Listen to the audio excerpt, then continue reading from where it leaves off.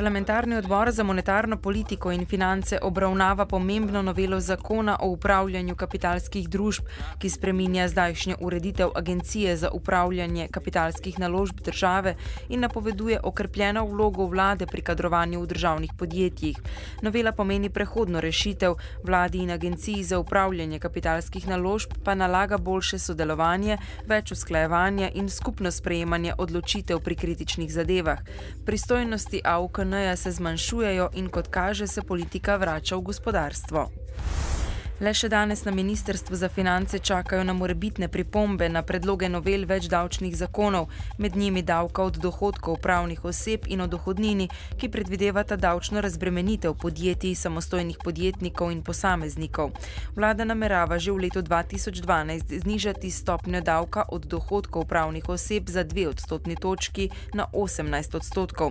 V naslednjih 3 letih pa še po 1 odstotno točko, tako da bi leta 2015 stopnja davka od dohodkov pravnih oseb znašala 15%. Poleg tega naj bi se davčna olajšava za vlaganje v raziskave in razvoj zvišala na 100%, hkrati naj bi se zvišala tudi splošna investicijska olajšava.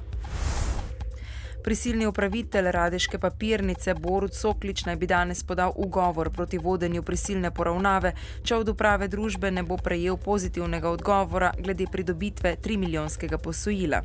Kot ugotavlja Soklič, se uprava Radeške papirnice z bankami pogaja že 8 mesecev, vendar doslej ni uspela skleniti dogovora.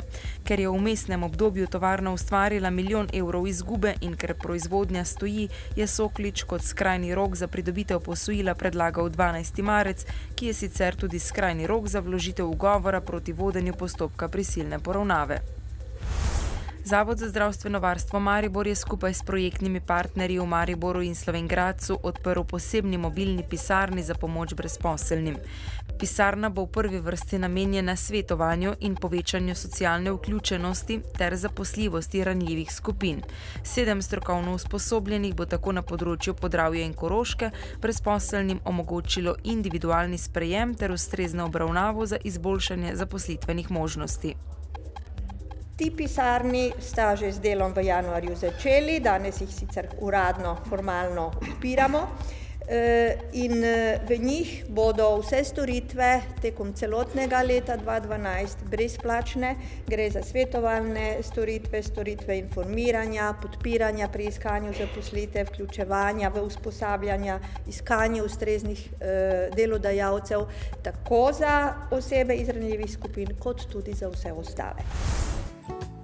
Jutri bo po večini jasno, le v osrednji in vzhodni Sloveniji bo občasno bolj oblačno.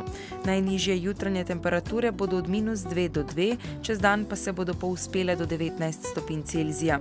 V četrtek in petek bo precej jasno in toplo. V Dnevniku televizije Maribor ne zamudite. V Lovrencu na Pohorju s pomočjo evropskih sredstev do vodovoda na demografsko ogroženih območjih.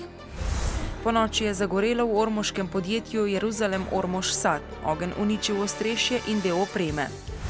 V Slovenj Gradcu so odprli prenovljeno stalno razstavo o življenju in delu skladatelja Huga Wolfa. Bodite z nami ob 18.